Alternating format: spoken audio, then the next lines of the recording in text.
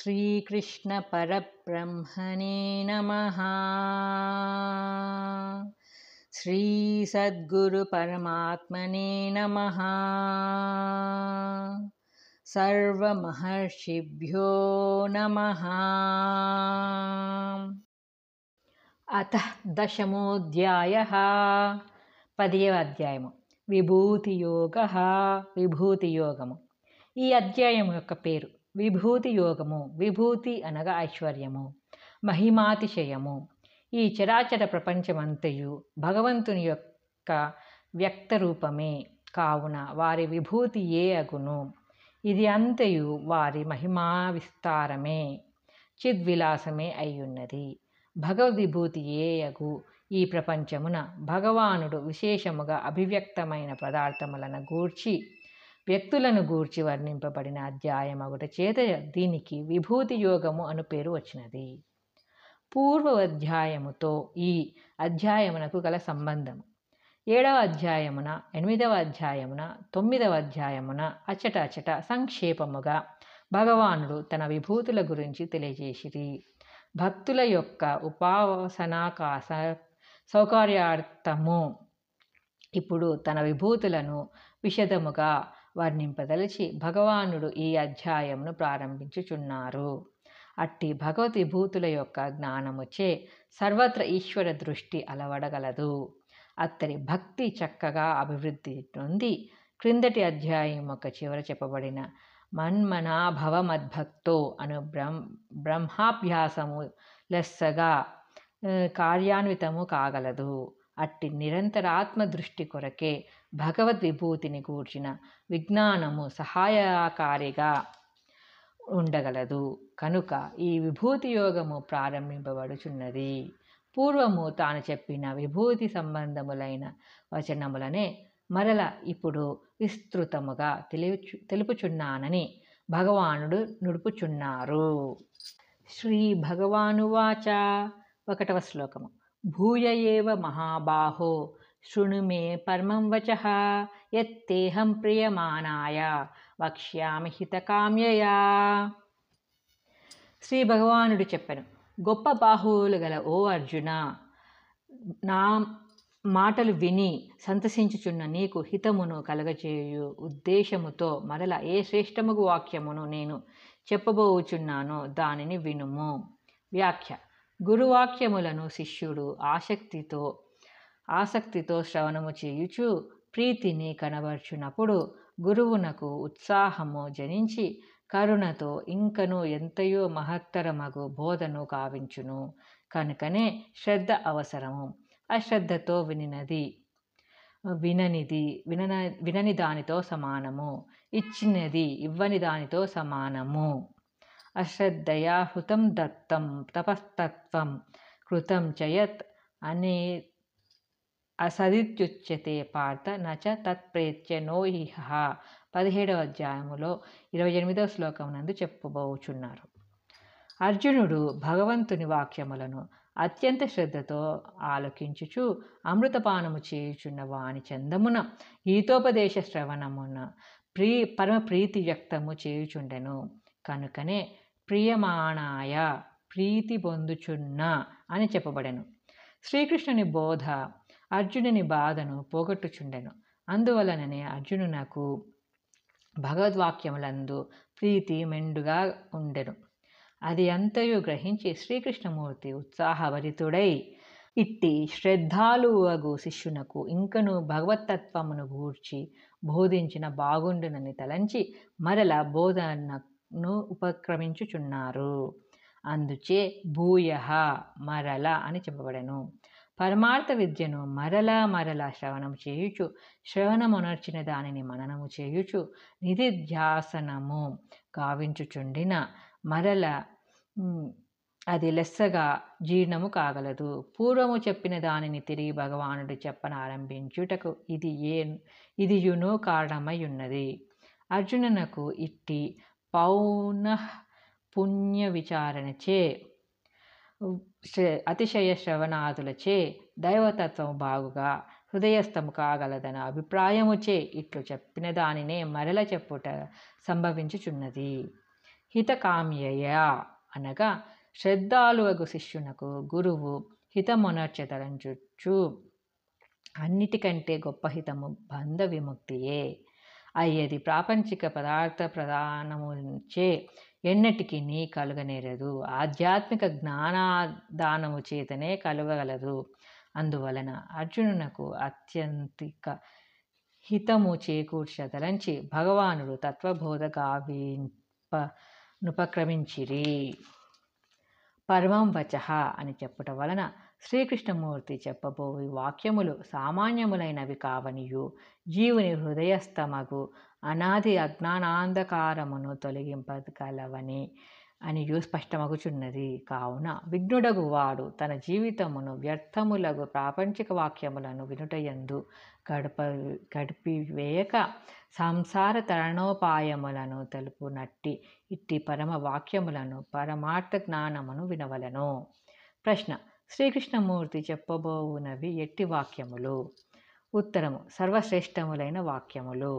ప్రశ్న: శ్రీకృష్ణుడు అర్జునునకు పరమార్థ జ్ఞానమును మరల ఏల బోధింపనెంచిరి?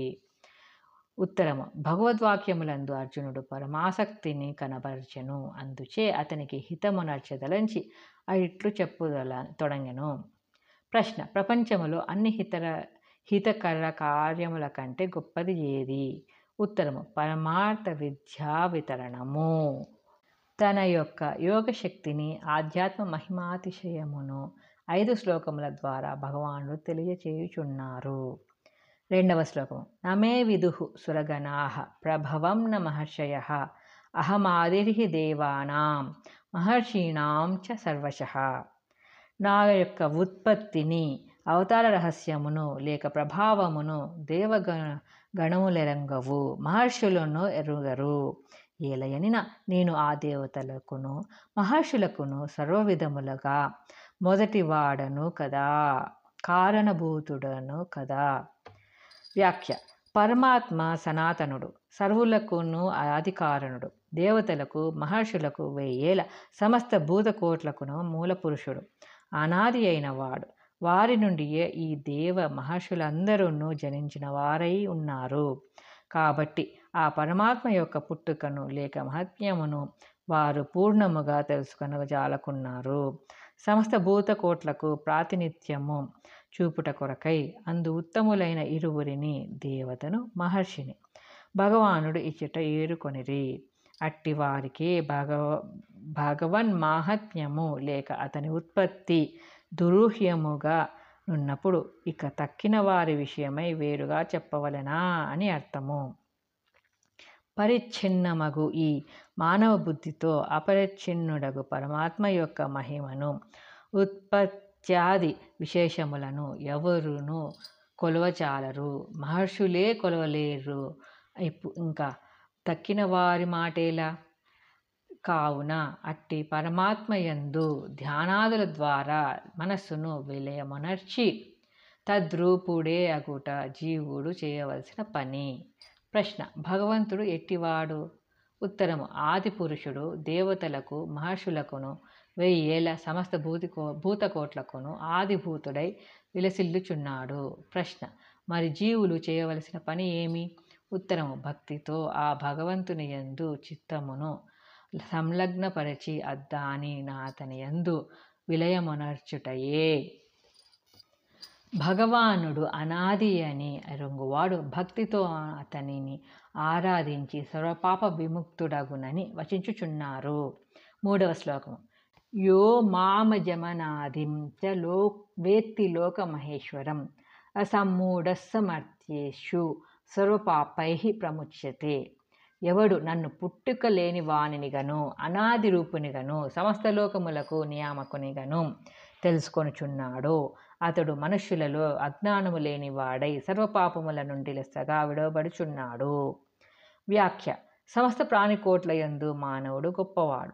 ఆ మానవులందును అజ్ఞానము లేనివాడే గొప్పవాడు.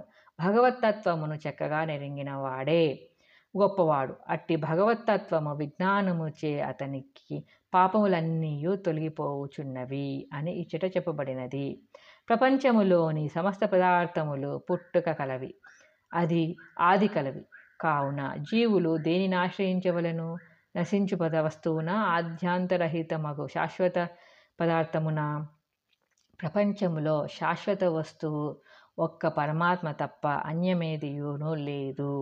అతడు దేశకాలాతీతుడు, సర్వలోక మహేశ్వరుడు, జగన్నియంత, మాయను ఆడించువాడు. తక్కిన వారు మాయాధీనులు.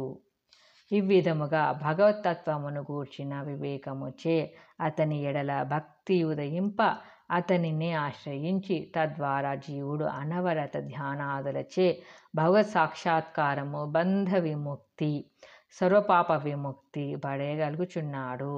కావున భగవంతుని యథార్థ స్వరూపము నెరుంగుట జీవులకు అత్యావశ్యకమై ఉన్నది.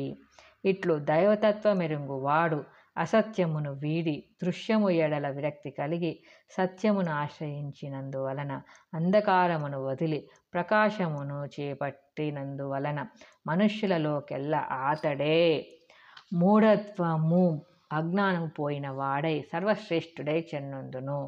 మనుజుడు ఎంత బలవంతుడైనను ధనవంతుడైనను అంత మాత్రము చేత అతడు మానవులలో గొప్పవాడు కాడు. ఏలయనిన అతడు ఇంకను మాయకు లోబడియే ఉన్నాడు. మాయకు లోబడి ఉన్నవాడు ఎంత గొప్పవాడైనను అల్పుడే అగును, మూఢుడే అగును. భగవత్తత్వమెరింగి ఈ మూఢత్వమును పోగొట్టుకొను వాడే మానవులలో శ్రేష్ఠుడు అని భగవానుడు అసమ్మూఢ సమర్థ్యేషు అను వాక్యము ద్వారా స్పష్టపరిచిరి. భగవంతుని దృష్టి యందు జనులలో ఎవరు గొప్పవారో ఇచట తేలిపోయినది. పరమాత్మ యొక్క నిజ స్వభావమును అనగా అతడు జన్మరహితుడని, అనాది స్వరూపుడని ఎరుంగువాడే మనుజులలో గొప్పవాడు అని గీతాచార్యులు ఇచట పేర్కొనిరి. కాబట్టి తక్కిన ప్రాపంచిక యోగ్యతలున్నను లేకున్నను భగవత్తత్వ విజ్ఞానము మాత్రము తప్పక కలిగి ఉండవలెనని దీని ద్వారా స్పష్టమగుచున్నది. మరియు జీవులు అనేక జన్మార్జితములైన పాప సంచయముతో కూడి ఉన్నారు. వారి ఆ పాపములన్నీయూ ఎట్లు నశించును? ఏ ఉపాయము చే అవి తొలగిపోగలవు? ఆ ఉపాయమును ఈ శ్లోకమున భగవానుడు చెప్పివైచిరి. ఎంతటి గొప్ప కట్టెల సమూహమైనను ఒక్క నిప్పురవ్వచే భస్మీభూతమగునట్లు, ఎంతటి పాప సంచయమైనను జ్ఞానాగ్నిచే భగవత్తత్వ వివేక వహ్నిచే దగ్ధమైపోవును. సర్వపాపై ప్రముచ్యతే. కావున దైవతత్వమును తప్పక ఎరుగవలెను. దేవుడు అనాది అని, జన్మరహితుడని ఎరుగవలెను. దానిచే భక్తి ఏర్పడును. భక్తిచే దృశ్యమందు విరక్తి కలిగి దైవమును ధ్యానింపదొడుగును. దానిచే పాప విముక్తి, బంధరాహిత్యము, మోక్షప్రాప్తి సిద్ధించును. ఈ ప్రకారము దైవ విజ్ఞానము మోక్షమునకు దారి తీయచున్నది. ప్రశ్న: మనుజులందరిలో ఎవడు వివేకవంతుడు, గొప్పవాడు? ఉత్తరము: భగవంతుని జన్మరహితునిగను, అనాది రూపునిగను, సర్వలోక మహేశ్వరునిగను ఎరుంగువాడు. ప్రశ్న: కావున మనుజులలో శ్రేష్ఠత్వమును బడయవలననిన అనుసరించవలసిన పద్ధతి ఏమి? ఉత్తరము: భగవంతుని యొక్క స్వరూపమును యథార్థముగా తెలుసుకొనుటయే. ప్రశ్న: సమస్త పాపముల నుండి విడువడుటకు ఉపాయము ఏమి? ఉత్తరము: భగవత్తత్వము నెరుంగుటయే. అతడు అనాది అని, జన్మరహితుడని ఈ ప్రకారముగా ఎరుంగుటయే. దానిచే భక్తి, భక్తిచే ధ్యానము, ధ్యానముచే భగవత్ సాక్షాత్కారము, దానిచే సర్వపాపరాహిత్యము, బంధ విముక్తి సిద్ధించుచున్నవి.